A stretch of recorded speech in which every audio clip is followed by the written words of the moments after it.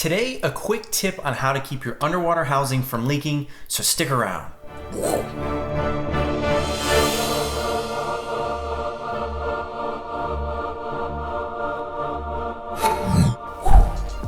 Hey guys, Joe here. And arguably our most important accessories to taking our cameras underwater are the underwater housings we put them in. Basically, we have a camera, we want to take pictures underwater. This can't get wet, so we got to put it in a box like this to keep it dry. So it's important that these function like they're supposed to and keep our camera 100% dry, or we're going to have a very sad camera. The problem with housings are they can potentially fail. There's holes in housings and water can leak through those holes. However, there's certain things we can do to minimize the chances of any water leaking into our housings, and I want to share a few of those ideas with you today. First off, most housings are going to have some major opening where the camera will slide in and out of.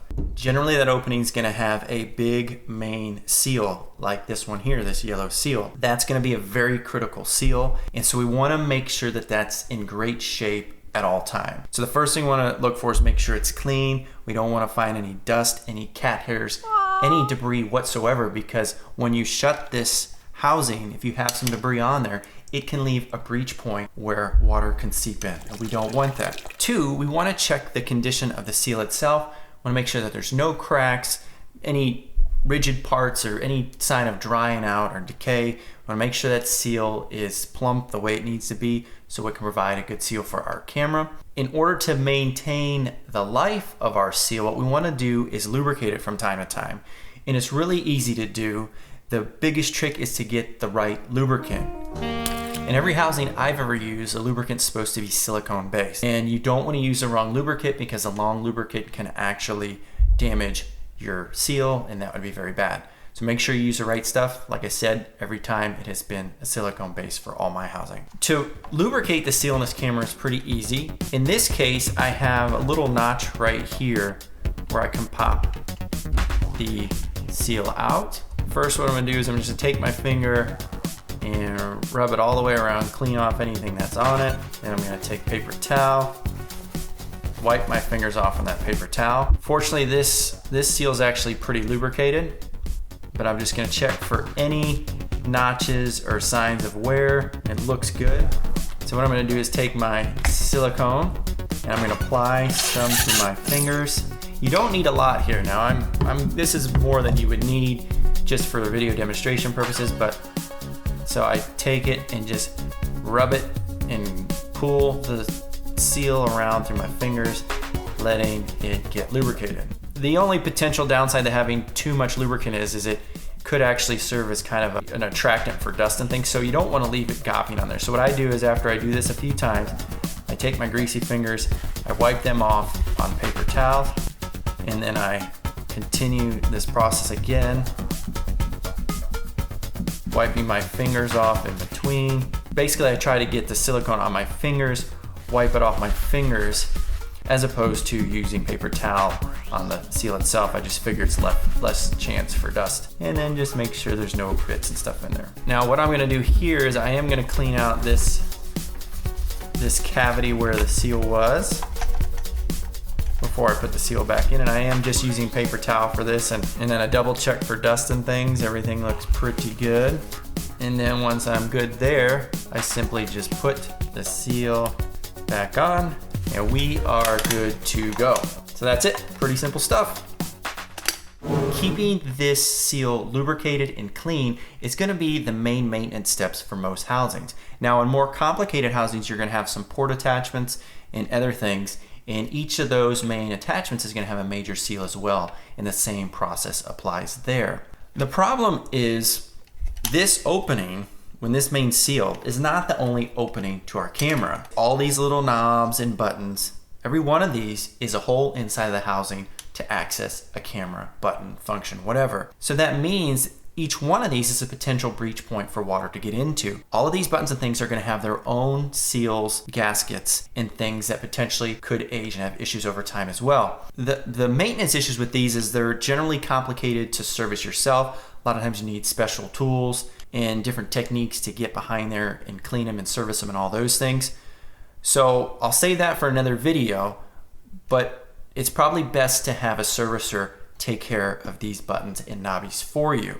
The next best thing we can do is some preventative measures to limit the amount of servicing these buttons will ever need. And the best way to do this is to keep your camera housing wet during your entire dive or filming day. And what I mean by that is when you take this camera out, you jump in the water for your first dive, it's getting wet for the first time. When you come back up on the boat, you need to keep this camera housing in a bucket of water. It doesn't necessarily have to be fresh. It could be salt water as long as you keep it wet. And you want to keep the housing wet the entire day. The reason behind that is if you're diving in salt water especially, when you jump in the water, all these buttons are going to get some salt water and things behind it. You take it out of the water and let it dry. When that salt water dries, you get salt crystals forming and left behind, stuck behind these buttons. Those are basically rigid pieces of debris that can damage or leave openings for water to get into. And simply keeping the housing wet throughout the entire dive day will eliminate that concern. When you get back to the dock or your house or wherever, the next thing you want to do is take your housing out of the water it was in and soak it in some very clean fresh water.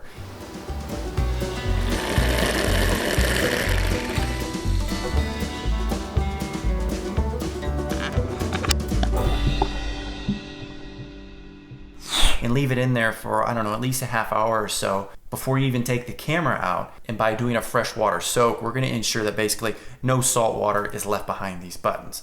Very critical, you got to do that every time. If for some reason you're in a pickle, the camera dries out after the salt water, go ahead and soak it in fresh water as soon as you can and just let it soak for a very long time. Hopefully those salt crystals will dissolve when soaking in that fresh water and you won't have any long-term problems. And my final tips are in regards to simple storage. We don't want to keep pressure on the seal, so I don't ever keep my camera housing closed like this. What I do is I close it partially, just to the point where I can get that latch on, but having no pressure on the housing itself, and then minimizing any dust that can get in there. And then I store it like this, and I try to store it in a dust-free zone, somewhere in a closet, something like that. And then all I do from there is every time I go do a future dive, I just double check and make sure everything's good to go, everything's clean. The other thing I want to mention here is no matter how anal you are about doing your maintenance, everything, it's always important to check the housing before you go diving. So I do this 2 times. I will prep my camera the night before a dive, put everything together, make sure everything's working just right, and I will actually put it in a bucket of water, make sure it's sealed well, go through some of the buttons, make sure everything's good there. And then when I get in the water for the first time, I will check to make sure that there's no obvious leaks coming in the housing before I descend down for my dive. So that's basically it. Those are the tips. I've utilized these techniques since I've started underwater filming and photography, and I have never had a major camera housing failure.